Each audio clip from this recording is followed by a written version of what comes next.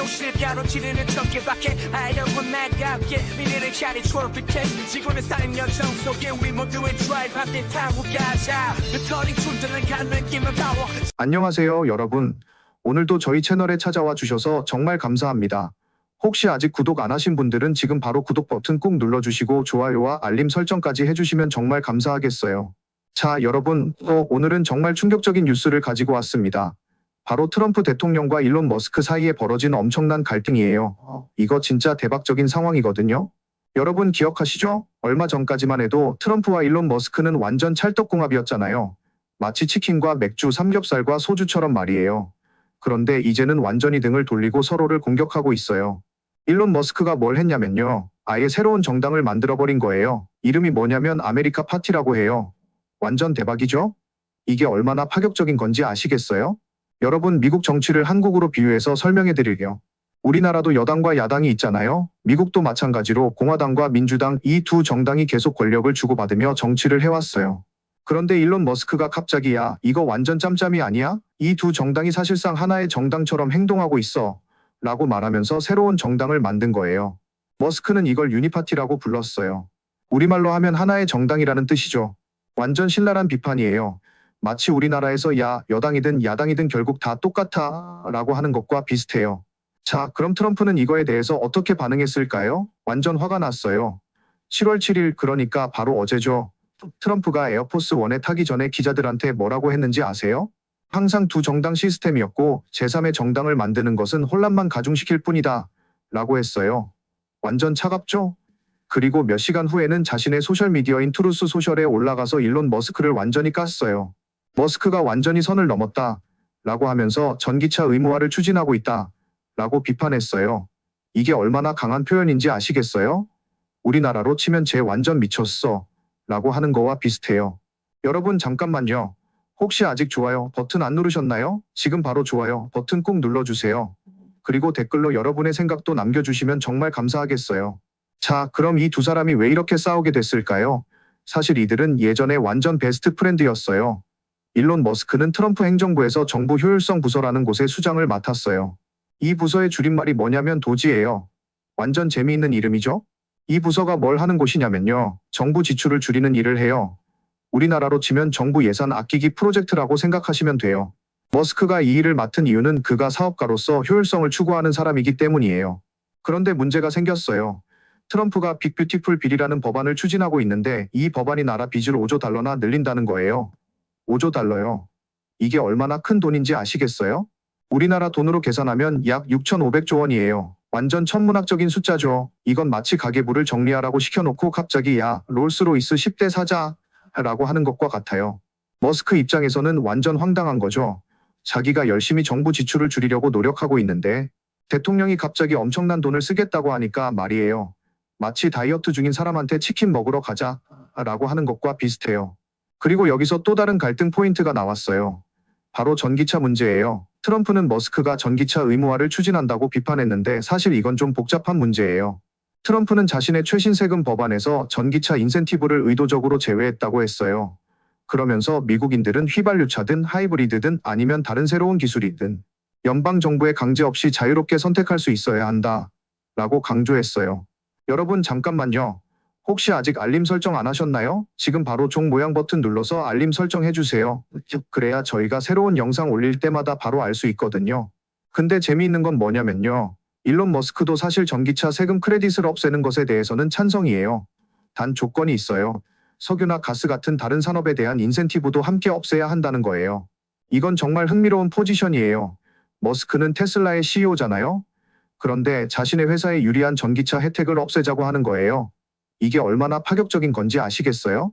마치 치킨집 사장이 치킨 배달비 무료 이벤트 그만하자 라고 하는 것과 비슷해요. 완전 의외죠?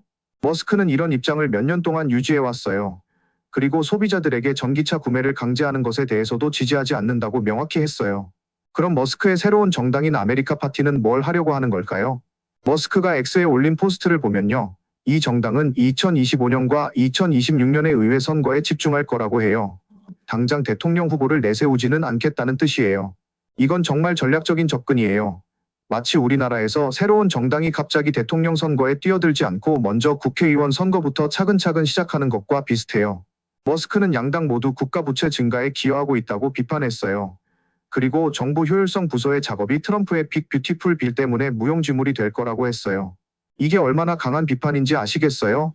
자기가 맡은 일을 대통령이 망쳐버린다고 공개적으로 말하는 거잖아요. 마치 요리사가 내가 아무리 맛있는 요리를 만들어도 사장이 계속 소금을 퍼붓는다 라고 하는 것과 비슷해요. 여러분, 이 상황이 얼마나 드라마틱한지 아시겠어요? 불과 몇 달 전까지만 해도 이 두 사람은 완전 팀이었어요. 트럼프가 대통령에 당선되고 나서 머스크를 중요한 자리에 앉혔고 머스크도 열심히 일했거든요. 그런데 지금은 완전히 등을 돌리고 서로를 공격하고 있어요. 이거 완전 막장 드라마급이에요. 우리나라 드라마로 치면 재벌집 아들과 천재 사업가의 우정과 배신 정도의 스토리라고 할 수 있어요. 그리고 여기서 정말 중요한 포인트가 있어요. BBC 보도에 따르면 트럼프가 이 모든 발언을 했다고 해요. 이게 얼마나 큰 뉴스인지 아시겠어요? BBC는 세계에서 가장 권위 있는 언론사 중 하나거든요. 자, 여러분, 혹시 아직 구독 안 하신 분들 계신가요? 지금 바로 구독 버튼 꾹 눌러주세요. 이런 흥미진진한 정치 뉴스를 계속 업데이트 해드릴게요. 이 상황을 보면서 정말 많은 생각이 들어요. 정치라는 게 정말 한치 앞을 알 수 없는 것 같아요. 어제의 친구가 오늘의 적이 될 수도 있고 어제의 동지가 오늘의 경쟁자가 될 수도 있어요. 특히 머스크 같은 사람이 정치에 뛰어든다는 건 정말 파격적인 일이에요. 그는 단순한 사업가가 아니라 테슬라, 스페이스X, X 등 여러 회사를 운영하는 억만장자거든요. 우리나라로 치면 삼성, LG, SK 회장들이 모두 합쳐서 새로운 정당을 만드는 것과 비슷해요. 그리고 아메리카 파티라는 이름도 정말 의미심장해요. 기존의 공화당도 민주당도 아닌 완전히 새로운 정당이라는 뜻이잖아요. 마치 우리는 기존 정치와는 다르다라고 선언하는 것 같아요. 머스크가 이런 결정을 내린 배경에는 정말 여러 가지 이유가 있을 거예요. 첫째, 정부 효율성 부서에서 일하면서 기존 정치 시스템의 한계를 뼈저리게 느꼈을 거예요. 둘째, 트럼프의 정책과 자신의 철학이 맞지 않다는 걸 깨달았을 거예요. 특히 5조 달러 부채 증가 문제는 정말 심각한 이슈예요. 이건 단순히 돈 문제가 아니라 미래 세대에게 엄청난 부담을 지우는 거거든요. 마치 부모가 자녀에게 어마어마한 빚을 물려주는 것과 같아요. 그리고 전기차 문제도 정말 복잡해요. 트럼프는 머스크가 전기차 의무화를 추진한다고 비판했지만 실제로는 머스크가 더 공정한 경쟁 환경을 만들고 싶어 하는 것 같아요. 생각해보세요. 머스크가 정말 전기차 의무화를 원한다면 테슬라가 가장 많은 이익을 볼 텐데요. 그런데 오히려 전기차 인센티브를 없애자고 하니까 말이에요. 여러분, 잠깐만요. 댓글로 여러분의 생각을 들려주세요. 여러분은 이 상황을 어떻게 보시나요? 머스크가 옳다고 생각하시나요? 아니면 트럼프가 옳다고 생각하시나요? 이 갈등이 앞으로 어떻게 전개될지 정말 궁금해요. 2025년과 2026년 의회 선거에서 아메리카 파티가 정말 의미 있는 결과를 낼 수 있을까요? 아니면 그냥 소수 정당으로 남을까요? 미국 정치 역사를 보면 제3의 정당이 성공하기는 정말 어려워요. 하지만 머스크 같은 사람이 뒤에 있다면 얘기가 달라질 수도 있어요. 그는 엄청난 자금력과 영향력을 가지고 있거든요. 그리고 소셜미디어 X를 소유하고 있다는 것도 큰 장점이에요. 이건 마치 우리나라에서 카카오톡이나 네이버를 소유한 사람이 정치에 뛰어드는 것과 비슷해요. 완전 파워풀하죠. 하지만 반대로 생각해보면 트럼프도 만만한 상대가 아니에요. 그는 이미 2번이나 대통령에 당선된 경험이 있고 엄청난 지지층을 가지고 있어요. 그리고 기존 공화당 시스템도 그의 편이거든요. 이 상황을 보면서 정말 흥미로운 건 뭐냐면요. 둘 다 나름대로 일리가 있다는 거예요. 트럼프는 혼란을 가중시키지 말자라고 하고 머스크는 기존 시스템을 바꿔야 한다라고 해요. 마치 우리나라에서 안정이 최고야라고 하는 사람과 변화가 필요해라고 하는 사람이 대립하는 것과 비슷해요. 둘 다 맞는 말이지만 접근 방식이 완전히 다른 거죠. 여러분, 이 뉴스가 우리에게 주는 교훈이 뭘까요? 정치는 정말 복잡하고 예측하기 어렵다는 거예요. 그리고 개인의 이익과 국가의 이익이 항상 일치하지는 않는다는 거죠. 머스크 같은 사업가가 정치에 뛰어들 때는 분명히 장단점이 있어요. 장점은 효율성과 혁신을 가져올 수 있다는 거고 단점은 정치의 복잡성을 과소평가할 수 있다는 거예요. 그리고 트럼프 같은 기존 정치인들은 안정성과 경험을 가지고 있지만 때로는 변화에 저항할 수도 있어요.